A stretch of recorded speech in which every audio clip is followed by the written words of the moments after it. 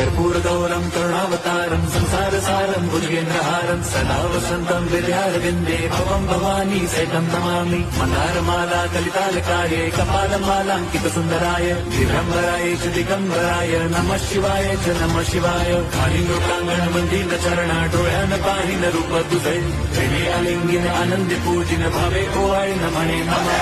त्वमेव माता पिता त्वमेव बन्धुश्च सखा त्वमेव विद्या द्रवणं त्वमेव सर्वं मम देव कायेन वाचा मनसेन्द्रियैर्व बुद्ध्यात्मना वा प्रकृति स्वभावात् करोमि यद्यत् सकलं परस्मै नारायणायेति समर्पयामि। अच्युतं केशवं राम नारायणं कृष्णदामोदरं वासुदेवं हरिं श्रीधरं माधवं गोपिका वल्लभं जानकीनायकं रामचन्द्रं भजे।